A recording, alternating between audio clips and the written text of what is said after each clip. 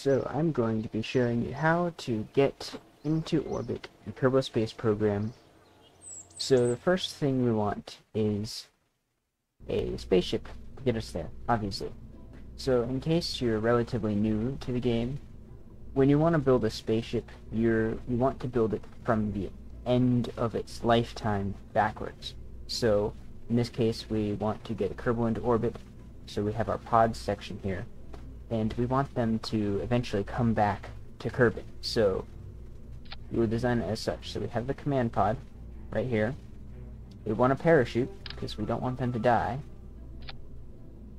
And when you're in orbit, you're going to be going pretty fast. So you want to have some kind of protection against re-entering very fast. So you want a heat shield.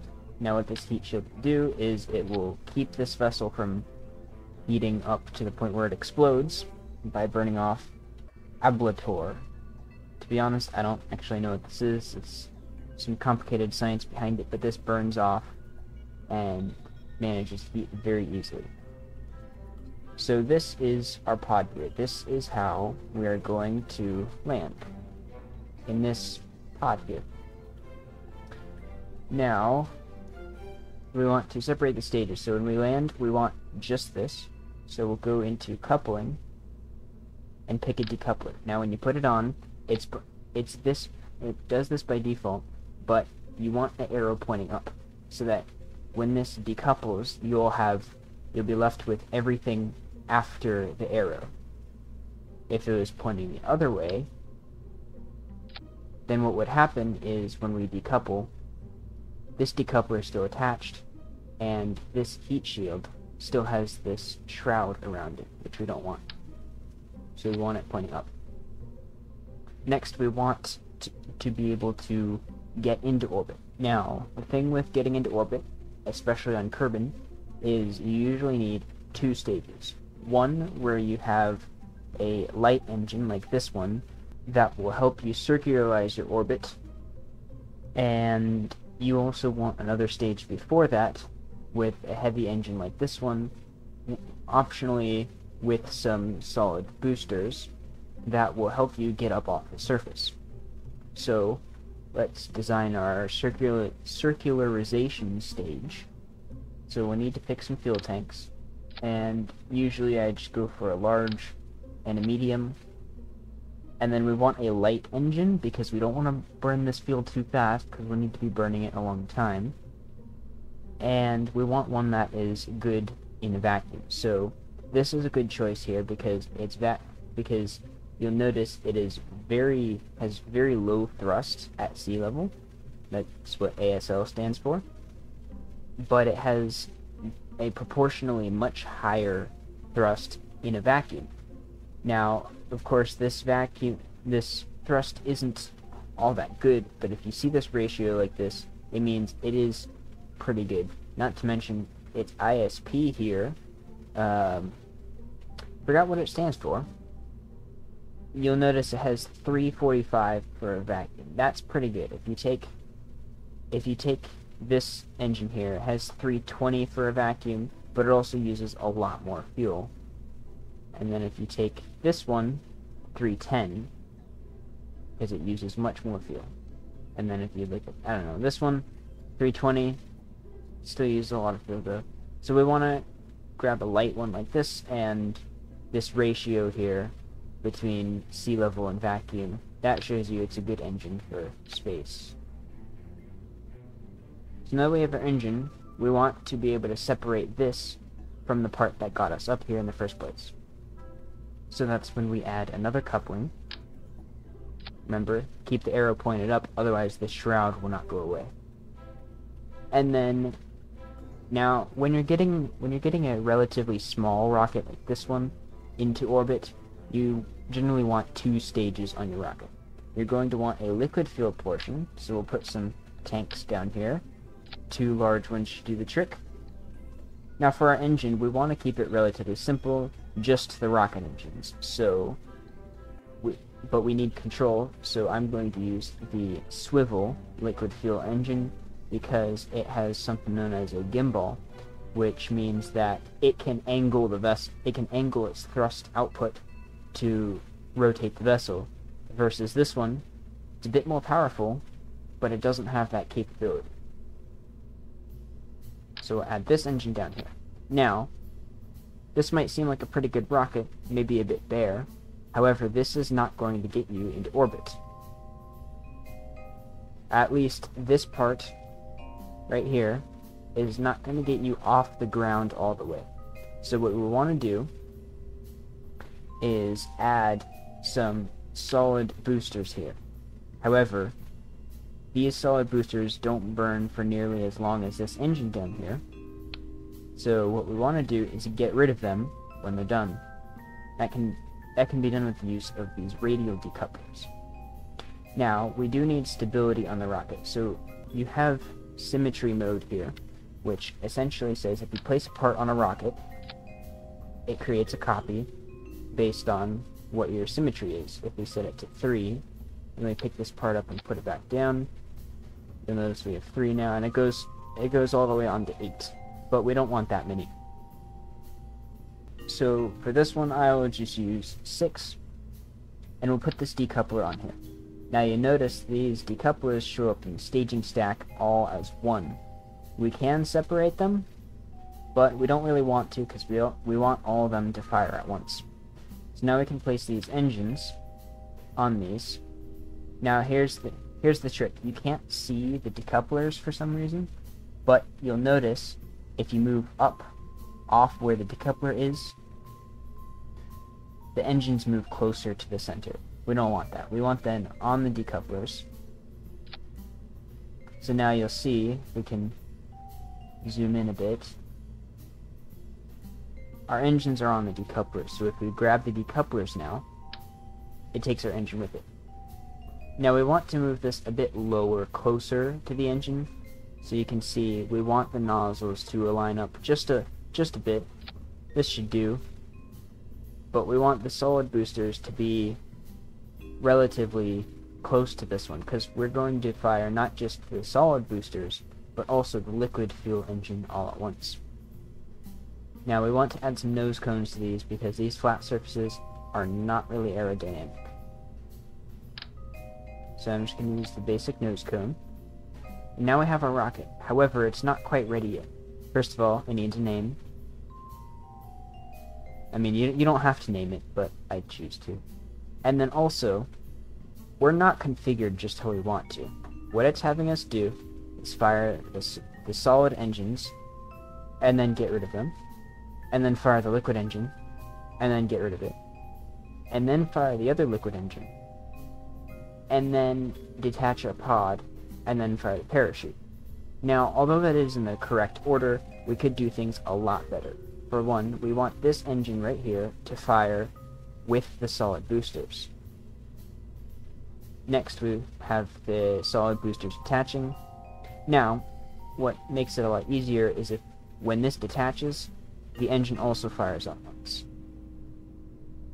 And there we have it. That is our rocket, so we can save. And you don't really have to worry about this because it does it for you, but in case you're having any problems with no crew or something like that, you can go to the crew tab and assign your pilot.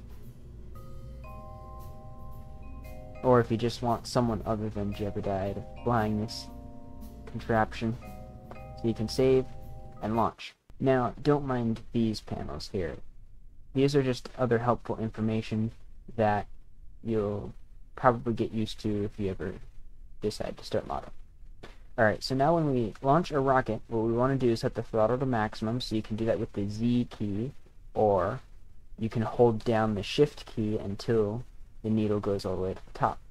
Now we also want to turn on stability assist, because this will help a lot.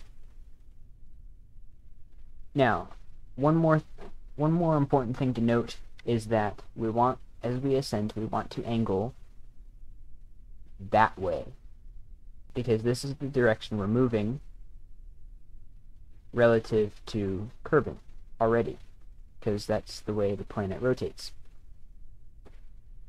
However, you don't really want to do it while these solid boosters are running, because they can kind of interfere and, well, blow up. So you don't really want to do that. So once we detach the solid boosters, then we can work on that. Another important thing to do is use maneuver mode, which these basic statistics will be available even if you haven't upgraded any of these buildings. You want to keep an eye on your apoapsis time, and your periapsis. These will be very important when you're adjusting your orbit. So now we can go ahead and launch with the spacebar. And you'll notice we're climbing very fast. Our vertical speed's already pretty high, and our apoapsis is, well, more could be desired, but we're getting there. Now, you can probably hear it already, but if not, it'll show up in lights soon. But we are going very fast and getting pretty hot. Don't worry about that, though, because... Oh, they didn't all blow up. So now we can actually stop. Sorry, I should have mentioned that, because our apoapsis is pretty high. 70 kilometers is where the atmosphere stops. So once we get our apoapsis above 70 kilometers, we're all good. In fact, if we want to go a bit more, we can start to angle this way, and then fire our engine, and we can climb a bit higher. Now you notice as you get high enough, it'll switch to orbit. This is your orbital velocity versus your surface velocity, because we are moving relative to the surface in this view and relative to the planet itself in this one. You'll also notice this marker. This is which way you have to be pointing if you want to go further on your orbit. So now that you're in space, you can hear this music, and you want to tilt towards the horizon. It might be a bit difficult, but do not turn on your engine to do this. And we want to point at just a bit above the horizon here. And then we want to burn our engine. Now it doesn't really matter how much burn time you have left, because we're going to need to circularize our orbit. You'll notice our time is not really counting down anymore. That's because our apoapsis is increasing as we're burning in this direction.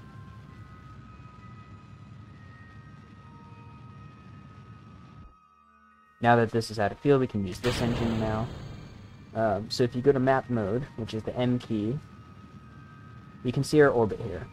And you can see exactly where on our orbit we are, in addition to where we might land. Now keep in mind this is not accurate. It's not exactly what you think, and it doesn't take into account where you'll actually... It doesn't take into account the planet's rotation, so that's not where you're going to land. But it is important to make it not intersect the planet. So that's the whole point of burning like this, so that your periapsis increases and is no longer, well, negative. So when we're a bit closer to our apoapsis, then we can continue burning. So we have, 2 minutes of burn time left. So we can speed things up just a little, not too much. So now we're about 1 minute out. Now if you don't get this first try, don't worry about it. If you can revert flight, you can always escape revert flight. But I'm not going to, because there's nothing wrong here. So let's start burning again. Now an important thing to note, and it's actually very useful when you're building the rocket, is your TWR here. Now this TWR determines exactly how well you can counteract gravity. And it's not just for going up, it's also for circularizing orbit. Because if your TWR is not high enough, then you're not going to be able to circularize, because you're not going to have enough time to do so. So now that our apoapsis is far enough away, we're going to want to wait a bit longer. It's a little tricky, but you'll get used to it. Now, we can actually help this out by dipping below the horizon, and you'll notice it starts to count down a bit faster, but that won't really matter soon, because the periapsis is increasing significantly enough, and based on this current rate, we can get our periapsis high enough before we hit this apoapsis if we angle it just right, because we want to keep this apoapsis close, but not too far away. So now our periapsis, and our periapsis is significantly high enough, and these markers start spazzing out here, and that means our orbit is starting to become a circle. Now that is how you get into orbit. Oh geez, it's almost a perfect circle. Now another thing to mention is that when you get to the apoapsis, and you follow this marker here, this yellow, okay, let me move it so you can tell a little. The circular marker with 3 prongs going out of it, that is called prograde. If you burn in that direction, then the part of your orbit that's directly opposite of you, right here, is going to get farther away.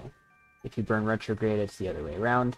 So it's always most efficient, if you want to change the altitude of your orbit, it's always most efficient to do it at your apoapsis and periapsis. Essentially, if you want to increase the size of your orbit, burn prograde at your apoapsis, and it will become your periapsis. Then you go to your new apoapsis and burn until the two are fairly close to each other. So now that we're in orbit, what next? Well, for one, we can turn off stability assists, because it doesn't matter if we drift as long as we are not burning the engine, throttle at 0. And we can take a look at our resources here. So our electric charge is pretty nice. It's not changing, is what this 0 means. If we turn on stability assist, it does change just a little, but we don't want it to run out, depending on how long you want to stay in orbit. If you're trying to complete the contract that says you achieve orbit, you need to go all the way around completely. You need to pass your periapsis once, and your apoapsis after you pass your periapsis. That is the criteria of that mission, in case you want to complete that mission.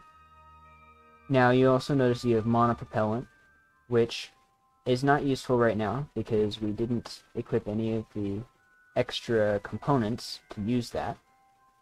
We have our ablator for the heat shield.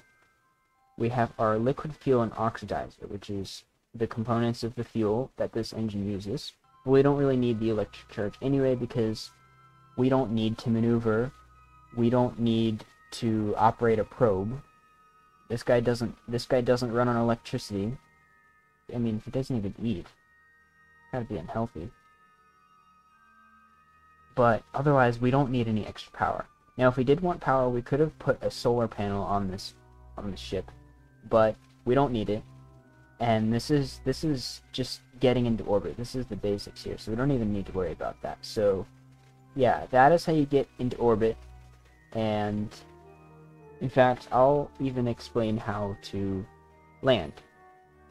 So now that you want to land, let's say you did actually complete an orbit, which we didn't, but let's say we did, and we want to land now.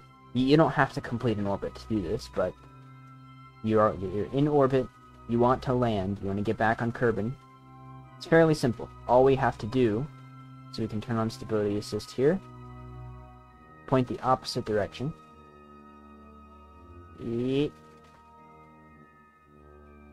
And now all we do is burn as long as we can. And you'll notice that will greatly shrink our orbit, and now our periapsis intersects with the ground. Now normally that would be a bad thing, but thanks to this heat shield and this parachute, we have the means to get down safely. So, you want to keep an eye on your orbit. You want to burn retrograde, which is this marker. It's a circle with triangular prongs and 3 more prongs a cross in the middle. So you want to keep an eye on your orbit. When it gets to a straight line, that's when you want to stop. But we want to keep it gentle, so we're going to stick to this here. And now what we want to do is now run this next stage, which will eject our capsule. You're going to need stability assist on, really. So what you want to do is switch this marker to surface, and make sure you're switched to retrograde. Make sure you're pointing retrograde, because that means as you're coming in this way, your heat shield is going to catch all the heat, essentially. And you want to make sure it stays that way, because aerodynamic forces want you to go nose in like this, but that's not a good thing. That means you're going to speed up, and a lot more heat is going to go to your parachute and your command pod, and it might blow up. So you don't want to do that. So you're going to go in like this, and you want to keep an eye on that marker. Now when you have more advanced equipment, it'll do this kind of stuff for you, but not necessarily exactly the way you want, because based on your difficulty settings, if you're coming in very hot, you're going to lose signal. Now if you have a pilot here, then you notice, hover over his name, the second effect, full vessel control without ComNet access. It means even if you do lose signal, you can still control the ship. So that's a good thing. So if we want, we can speed up towards the atmosphere. But you want to keep a steady eye on this, because if you don't do this right, he could suffer, and in a very bad way.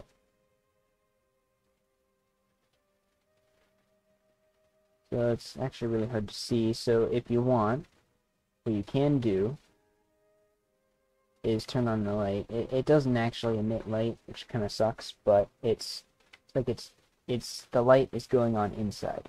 So we're in the atmosphere now. We want to point retrograde, and you notice we already don't have signal, but that's just because we're on the wrong side of the planet. So, oh no, yeah, sometimes you have to zoom in. It zooms out really far like that.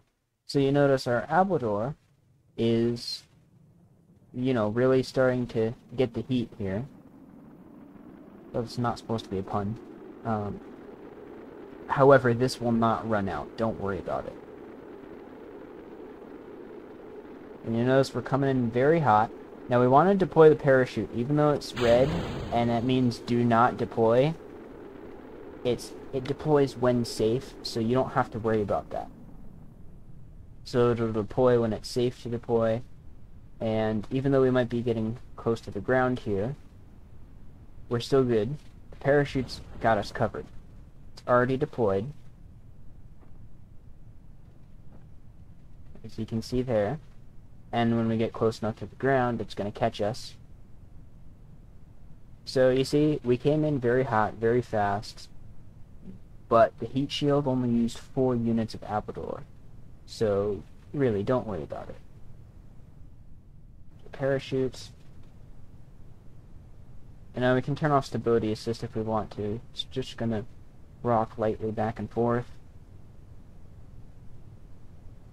And we're going down pretty fast. Now, it doesn't seem that fast based on if you were to look at the ground, but you'd know in real life that's very, very fast. But don't worry, parachute's got us covered. As soon as we are at 1,000 meters, it deploys, and we slow down a lot. So much, in fact, that this is near unbearable to wait out, so you can just speed up. Not going to do any harm.